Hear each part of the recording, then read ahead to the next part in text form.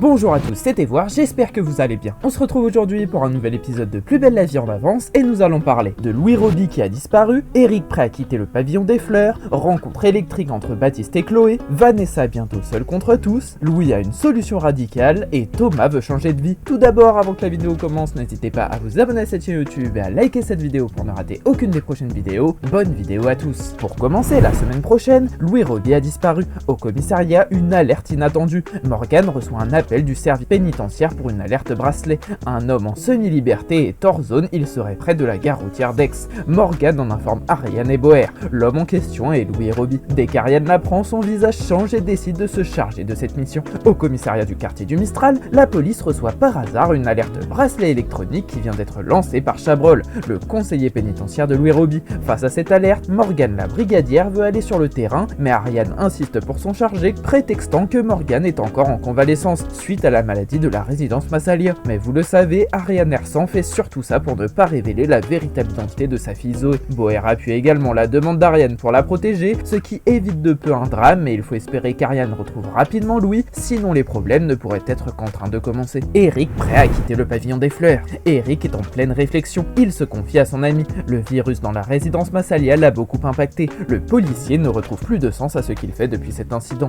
Eric culpabilise de vouloir quitter le pavillon des fleurs car il tient beaucoup à Blanche et Luna. Prendra-t-il la décision de partir? À l'association du pavillon des fleurs, Eric Normand quitte brusquement le cours de self-défense sans donner de raison, ce qui laisse tout le monde sans voix face au comportement de l'homme. Blanche et Luna pensent alors qu'il s'ennuie et qu'il manque d'adrénaline suite à tout ce qu'il a vécu ces dernières semaines, et elles ont raison car Eric confie à Barham que depuis son retour, tout lui semble fade et il faut dire qu'entre les petits services rendus à Vanessa Kepler et à la maladie contagieuse à Massalia, le Mistral a connu des moments intenses ces derniers temps et Eric a tout vécu de l'intérieur. Barham l'encourage alors à démissionner pour qu'il puisse profiter pleinement de chaque jour de sa vie car après son AVC, il n'a plus aucun temps à perdre. Rencontre électrique entre Baptiste et Chloé. Contre sous tension, Baptiste fait irruption dans le bureau de Blanche car il est en retard sur son chantier. Pourtant certain de l'horaire attribué, il fait une réflexion sur le fait de ne pas savoir lire et ça ne passe pas du tout pour Chloé. Heureusement, Blanche est là pour calmer le jeu. De nouveau au pavillon des fleurs, Chloé enchaîne les heures de ménage ces derniers temps et son objectif est simple, cumuler assez d'heures pour obtenir un appartement et récupérer sa fille Elena. Pendant ce temps, Baptiste rencontre Chloé au pavillon des fleurs et le ton monte. Il affirme à Blanche ne pas être débile et qu'il sait lire le planning. Chloé lui rétorque qu'on n'est pas débile quand on est dyslexique et Blanche décide alors d'apaiser les tensions, mais clairement si les deux adultes ne calment pas leurs émotions, ils ne sont pas près de s'entendre.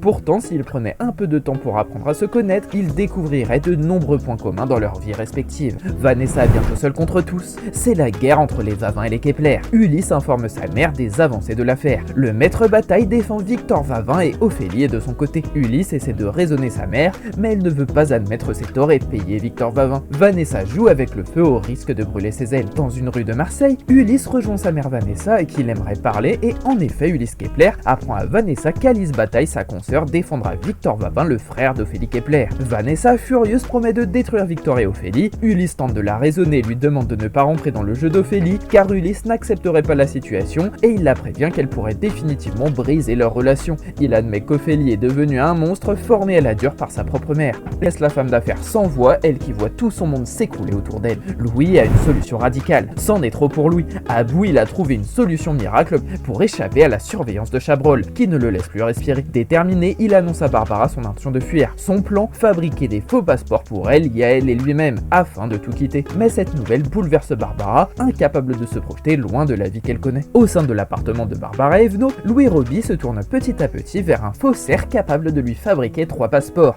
Un pour lui, un pour Barbara et un pour le petit Yael. C'est selon lui la seule issue possible pour échapper à Chabrol qui le menace toujours de le renvoyer en prison pour le casse des lingots d'or et qui réclame 100 000 € en échange de son silence. Mais Barbara hésite car même si elle aime Louis plus que tout, sa vie est ici au Mistral avec ses amis et son travail. Mais face à la situation, la cuisinière pourrait bien finir par changer d'avis et pourrait même demander à Luna de l'aider dans sa cavale. Enfin, la semaine prochaine, Thomas veut changer de vie. Le serveur le plus sportif du quartier vient de réussir l'impossible, booster le chiffre d'affaires du bar. Résultat, une jolie prime de 30% et un Thomas Marcy obligé de ravaler sa fierté. Le patron bluffé annonce à Aya qu'il va retourner sur les bancs de l'école pour apprendre à dompter la paperasse. Au bar du Mistral, Thomas Marcy, le patron de l'établissement, découvre que Jawad Sanga, son serveur, a atteint son objectif et qu'il devra lui verser une prime de 30%. En effet, rappelez-vous, les deux hommes avaient parié il y a quelques mois de ça que Jawan ne serait pas capable de redresser le chiffre d'affaires du restaurant. Mais à la grande surprise du patron, le frère d'Aya a réussi son coup haut la main. Thomas confie alors à Aya, sa cuisinière, qu'il va reprendre des études de business pour mieux gérer son bar, notamment l'administratif qui reste à ce jour le plus grand cauchemar de toute la famille Marcy. Cette vidéo est déjà terminée, j'espère sincèrement qu'elle vous aura plu. Je vous le rappelle, n'hésitez pas à vous abonner à cette chaîne YouTube et activer la cloche pour rien louper. C'était Voir, merci à tous, passe très belle journée.